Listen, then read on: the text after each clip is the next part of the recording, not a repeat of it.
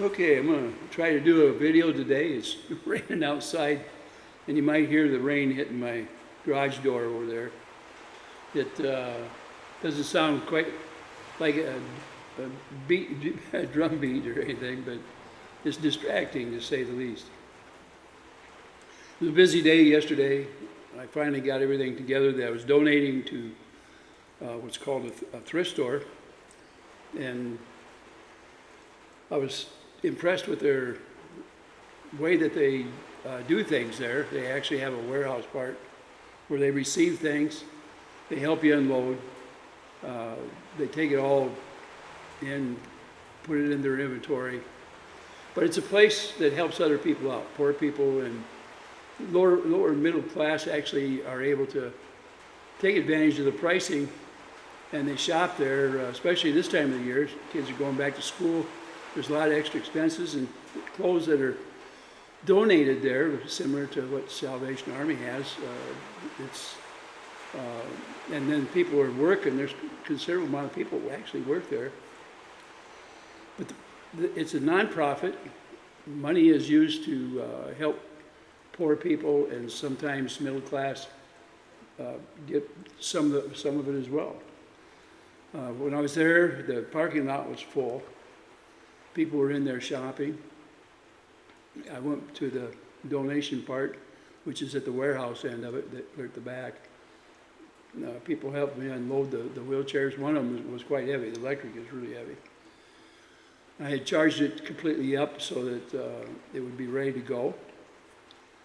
There's transfer chairs. There's a couple of them. It was the only thing that had really been used at all. Everything else was brand new. They were a little surprised at the stuff that I dropped off there. And it wasn't cheap. It was an expensive thing, but it was the only way I could bring my wife home, was to have those things available. Otherwise, they would have forced me into putting my wife into like a care center or a nursing home where they do physical therapy.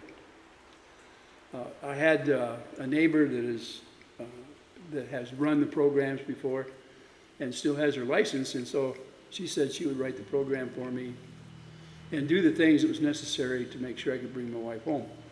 Once I had made sure that they knew that, and that I had another outfit that was going to come in, and they actually did. I had my wife home for 9 days, but registered nurse to come in. There was an evaluation of my home to make sure that I had equipment and was able to take care of my wife.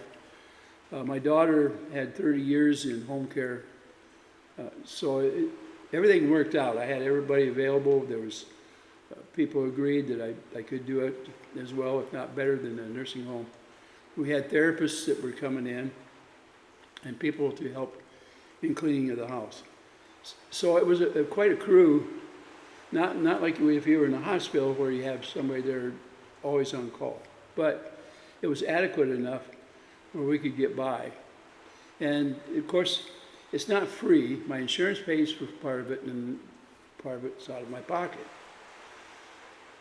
But it was the only way I could assure that my wife could have the chances she was going to need to get to that next step. The thrift store that I donated to had actually helped us out at one time. We needed a walker when my wife had went in to have surgery on her knee. And we didn't need it forever. We just needed it for like a month. And by that time, we were hoping she would walk adequately and not need it any longer. As it was, she did a lot of her walking. After a couple of weeks, she really didn't need it. It was more of a crutch to her at that point. So she was careful and walked very well, a lot better than she did before she had the operation, let's put it that way. This bump in the road we ran into where she fell, we didn't realize what could happen. And it went from a simple crack in the pelvis area that went unnoticed for over a month. I was able to get her in to see a surgeon, and we found a broke on her pelvis as well, a break. it was causing a lot of problems. And one leg didn't want to work at all. We don't know how much damage was done, permanent damage, for lack of getting noticed in the first place. But the permanent damage was caused more by blood clots in the leg and eventually into the lungs. And my wife's heart was racing all that time, all this was going on. And that was, in the end, what brought my wife down after 2 months of literally bleeding out a number of times. It was, the count was 7 times where she had lost most of her blood by the time they could get stopped and get more blood back in. At the worst part, it was down to 4.1 on the blood count. And my understanding is it starts doing damage to the organs. And they figured that this was part of what actually took my wife in the end. She was able to spend 2 months with myself and my children. And we went over a lifetime of things. In that 2 months. But now, I'm trying to clean up little things here and there. And the realization of how much she actually did around here is noticeable. A lot of the plants didn't get watered. My neighbors took care of the lawn. I had to throw a lot of food out because I wasn't preparing meals. I was eating on the run, and thanks to some people out there, they donated a card so I could get lunches to go, or suppers. And as it was, during that time, I forgot my own medication. It caused some problems. The hours of operation, I actually ran off the road a couple of times. My daughter started doing the driving for me. We spent most of the time at the hospital. Well, after the smoke goes away and the dust starts settling, then you look around and the realization of what happened, you face it. And it's daily.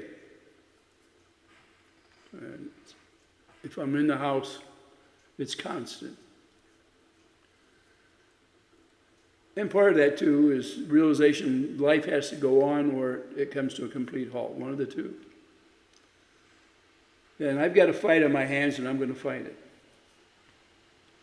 Not just the loneliness that I feel, but the fight that's ahead of me is obviously the court case. And I'm hoping that all of you out there that are listening to me will help me build this channel. I need more people on here. I would like to see it grow. If that's possible, and I get the help out there, then we will make something out of this channel. I've got a fight on my hands, as you well know, and I plan on fighting it with everything I've got. And I thought, well, I want to go back and look what happened a year ago. And as it was, I look back in some of them, and you're welcome to go back in my videos too. There was a period there where good old Jeremy told everybody out there, those that were in disagreement with him, he knew where all of us lived. And I figured he was telling the truth, that he might know where I live. I mean, it's pretty easy to figure it out. Some people had already figured it out. And it wasn't as if it hadn't been broadcast. But you had to go back and look at my channel to figure that out. So I'd answered him one day when he had said that he was going to go out there and knock on our doors, and we were going to run like little babies crying. In other words, we were so scared of him that we wouldn't face him. Well, I faced a lot of things in my life, and I can tell you there's very few things that I'm afraid of, okay? and he wouldn't be one of them.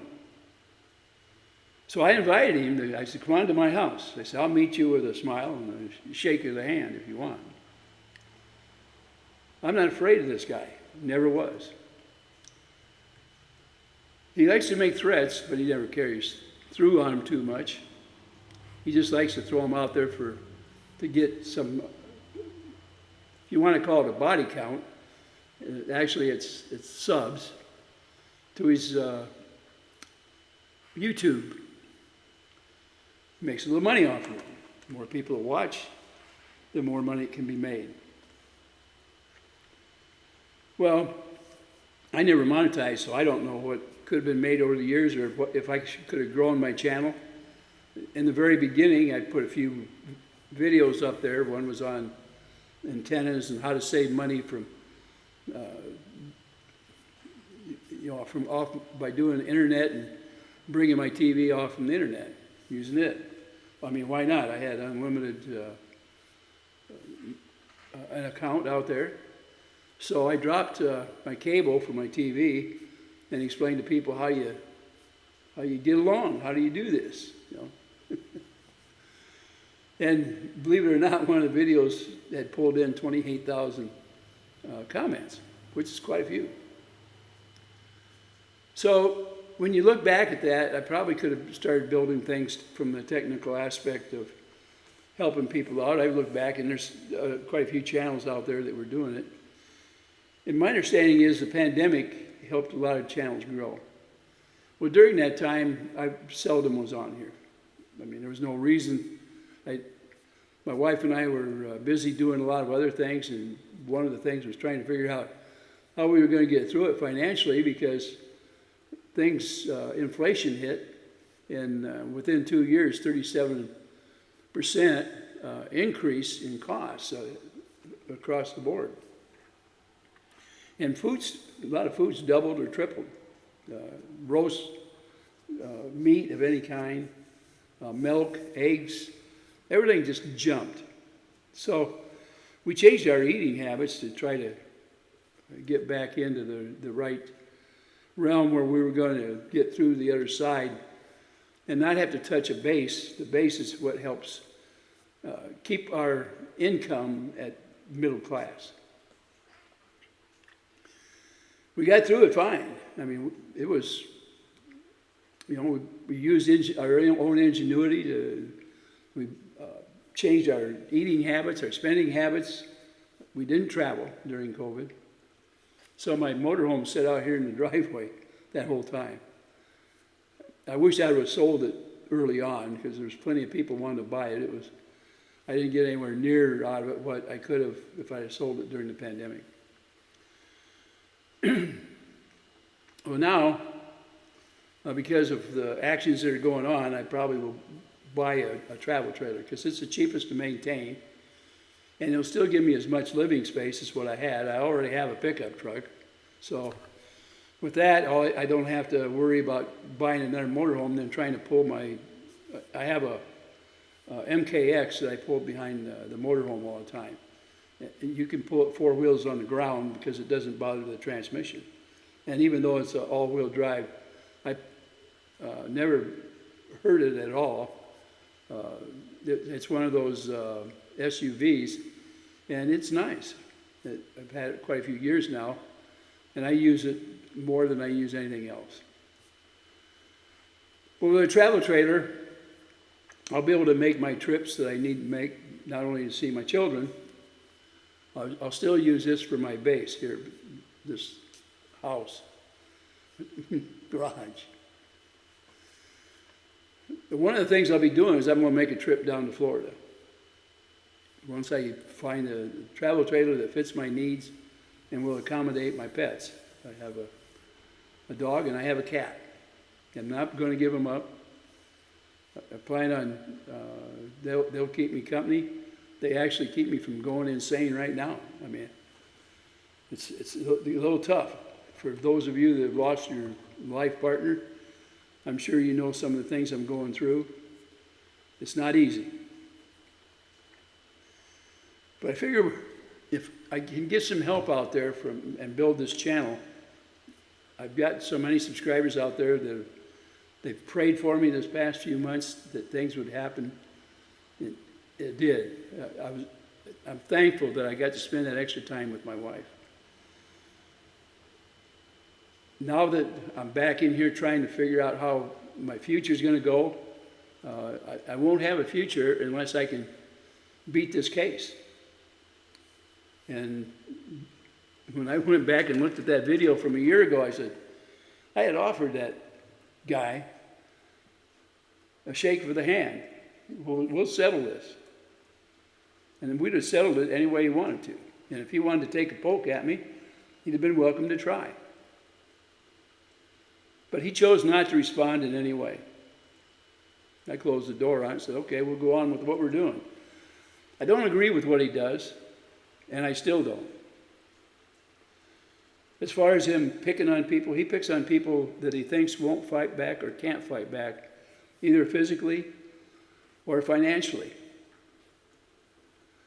Most Christians don't end up in court suing other people, but that doesn't mean they can't get sued.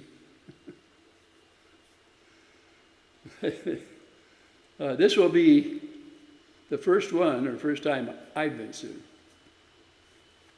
I've only been involved in a few lawsuits over the years, and that was through the company that I worked for. And my part of it was digging up facts that we needed for the court cases. Now, in business, I realize that's kind of the way it happens. You end up being that way. And there are people over the years that I could have sued that have owed me money, and I've walked away from it for one reason or the other. It can be a heartache if people owe you something and they don't repay it. What it did is it changed a lot of my habits over the years. I wasn't as free with money or items that I was selling, or to even include a house here a few years ago. I found out people will take advantage of every situation that they can. And you have to pull your big boy shorts up when you start dealing with financial loans and things like that, and in your purchases, and realize that you're going to make mistakes and that you're going to have to rectify them somehow. Sometimes it's easier to walk away from it and say, I don't want it on my conscience, and I can't collect it anyway. I'm not going to get blood out of a rock. Those are lessons by the time you're 80 years old. I can tell you right now, you're going to get. Life is that way, and sometimes it's very cruel. When I see cruel acts out there where a person can't even go to a store without being harassed. When John got yelled at in that store called Walmart, that was a shame, because he had done nothing at that time to warrant it. But because of that protection order, this guy thinks that he can yell and scream at him and stop him from shopping, and he was on his way out. He was at the register. The other guy wouldn't even know he was there if somebody hadn't called him up and said, John's in the store. Now, that isn't the first time he's been followed. But if that judge that offered that PO had known the circumstances around that particular place, I think that PO probably would have been called off. You can't go around using it as a torture, trying to make it your weapon. But this guy's gotten away with it for quite a while. A lot of people don't particularly care for this couple, Michelle and John. But that's between them and whoever it is they're dealing with. I choose not to go after people just to be malicious. I don't want to go out of my way. But if somebody's bothering me and they go after me, well, then obviously I'm going to defend myself. That's why I'm defending myself in court with this guy. And that's one of the reasons I'm saying, hey, help me out. This guy is using the channel to pay his court cases. And he's involved in multiple court cases right now. And his followers are paying his way. It's an unfair advantage. to anybody that has to go to court against him, because it's not out of his pocket. There's no skin from him. Matter of fact, he has everything to gain and nothing to lose. And different times he said, well, he does it to bankrupt the people. He don't care what he wins. And every time something happens, he says, I won here, I won that. And people will go along with it and believe him. If you come to my channel, I'll give you the real poop. If you want the documentation and the different people who had to deal with it, go to Two Leaves in a Pod. I want you to go back there and I want you to look at all the documentation that woman has put out here on YouTube. And it's real. And it's something that you can go back and check on. Real documents. She is fighting tooth and nail on this case. Robbie, who has a channel called Get Swamped, he also had a syndicated show at one time. He's known just about around the world. My kids and my daughter was up here for almost 2 months. They knew about him before I did because they watched his syndicated show. And him and his brother were on a show. And it's still showing. You can look it up on YouTube. Anyway, he knows this guy. Knows of him, knows who he is, was his friend at one time. And this guy is after him and done all kinds of things. Name call him. Has him in a lawsuit. That's just a little bit of what this guy likes to do. Now, I've got a lot of people that left my channel because of how I feel about him. And my channel, quite frankly, most of the people came when I was watching Larry Foreman's show. And Larry had sent a lot of his subs over to my channel. And once I got into it with this Jeremy, a lot of them have left. And I've lost a little over 4,000 subs. Now, a lot of the people that are here watching, such as the people who are going to come up and watch this today, they've been watching me for some time and believe in the cause that I believe in. And I hope they stick with me through this crisis that I have to go through of proving myself. Now, the fact that I'm going to have to go to another state and get this figured out, and I'm not going to stay down there, obviously. I've got to get things in order so that I can fight the case. I'd be a fool not to get my house in order, wouldn't I? And you can help me if you want. It doesn't always have to be money either. The prayers make a big difference. And I would ask you, even though there's many out there that can't help financially, that's okay. I don't want you to feel bad at all. But your prayers will help. Believe me, in this endeavor that I'm about to, this new trip that I'm going to do. The people that are going to be a part of this lawsuit, some of them I'm going to be able to meet in person for the first time. That's what my travel trailer is going to be for, so that I can meet in person. I want to exchange documents, if at all possible, with anybody out there. You see, I've never met any of these people. I don't know who they are. And the Otter Creek, I haven't been there either. And I plan on visiting Otter Creek. I want to see it. I want to see what I'm giving up or what I'm having to fight for. Some of the people there have contacted me. Some of them have asked for my email. A lot of them are afraid to talk. But what I want you to know is, if I'm welcome to some of you people down there, I will come and shake hands with you. You let me know. I will be in the area. And I will give you a way to contact me here very soon. Once I have everything in order and I start getting this channel together, I want to give it a new look as well so we can bring people in. Again, I humbly ask, I want you in my corner. want to fight for the First Amendment. I want to fight for freedom of speech. Part of the First Amendment is obviously separation of church and state. First 16 words in there talks about religious freedom here in this country. It's one of the best items we've got. It goes on to talk about freedom of speech as well. It means we can have an opinion, you and I. And we shouldn't have to put up with having somebody come along and say, you can't do that. I won't allow it. Okay? So copyright laws do somewhat protect different things that somebody's put up, such as songs. I've been dinged on songs that I put on the internet. I was able to make a deal with some of it where I was able to put them up there and they're still there. The deal is I don't make a dime off them if they get it. Well, since I was not monetary in the first place, they were very happy to let me sing, and they pick up the money.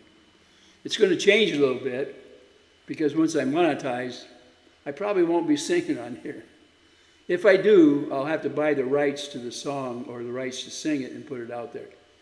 I would have to partner with some of the people that have these. And I may do that. I don't know. When I sing, it's for exercising my lungs to a certain extent, and it's for my own pleasure. I'm not that, what you call talented enough to be on a stage and make money that way. I just have fun with it, just like I have fun with this YouTube. I never ever thought I might have to rely on it. But I realize as time has went on, it's going to be very important that I do it. And I need all the subscribers out there to back my play, if you will. I'm up against somebody that has close to 750,000 followers on YouTube alone, not counting the other social medias, and not counting the different channels around him that support him. It is a big step, one I'd never wanted to make. But I realize now that if you're going to take on somebody that has that much status out there in the YouTube world, you have to figure out how you can also use those same tools. It's like fighting fire with fire. And that I have full intention of doing that within the realms of morals that are allowed. In other words, there's things I won't do. But, this is a big but, I am going to fight fire with fire when necessary. But I won't give up my morals, and I need your help in doing that. With that, well, wait a minute. Also, let me tell you something else. You know, I've made quite an adjustment because my wife is not here with me. She has been by my side all my life and helped me with things that we considered similar to what I'm going to go through here now. I don't have that partner anymore. I wish I did. And I mourn her every minute. And it's harder when I'm in the house sitting doing nothing. It's really hard. It's hard in here. Everything in this place, she has been with me whenever I picked it out. She helped me finish this garage inside, paint it, the taping part, the insulating, when I wired it, the epoxy on the floor, the trim that I put up in here. She was with me the whole time. We did it side by side. So no matter where I look, my wife is there. A piece of her was here in this whole thing. The house is identical. She was in every square inch. She painted every square inch of the walls of that house. She helped me on some of the trim work that we did. The garage that we've got down there is finished out just like this is. We did that together. She considers that, when she was still here, she considered that garage her garage, and she keeps it neat as a pin. My garage is overflowing with equipment, tools, projects, toys, big guys' toys. It's things that I accumulated most of my life. They're important to me. They're somewhat disarrayed, but still have a pattern. It's hard to explain it, but like a shelf full of distillates and oil and different things for cars and lawnmowers and a welder and air compressors. I've got a couple of air compressors. And, I've even got a lawnmower in here that I bought this year. Our other ones I already put back in the shed. It was sitting over here on the other side. That one shelf is full of nails and nuts and bolts up there. Coffee cans and stuff like that. I also have a welder for the blades for my bandsaw. You put the blades together, you clamp it, and electrically it will weld the blade. I've had that for over 50 years. Things I've accumulated most of my life because I love tools and I like working on things. I have an analyzer for my vehicles. Everything. I don't know. It's almost a shop where you could live out of and make a living in this little oversized two-stall garage. It's extra long, extra wide, and it's full. Well, I guess I've explained how much my wife meant to me. I know some people out there said I don't mourn her, or I don't mourn her enough. You're not in my shoes. You have no idea how much I miss her, or how much I mourn. Nothing. You have no idea, and you have no right to talk about it. It's bad enough. Well, I'm not going to go into any deeper than that. For the haters, go ahead and hate. You're only hurting yourself. I'm done with you. I'm not going to mess with you. I'm just going to fight the battle I've got to fight right now. All right, with that, I'm out of here for today. I'll be back quick, because you might as well know what my plans are as I go. I'm not going to give you the legal ends of it, but I'll tell you which way I'm headed, and we'll make a trip out of it, and I'll report back how it was. Every time I can download something while I'm gone, I'll do it for you. After all, I am going to monetize this. It's going to take me a while to get it on board, but I will do that. With that, thank you so much for listening. If you listen to the end, let me know.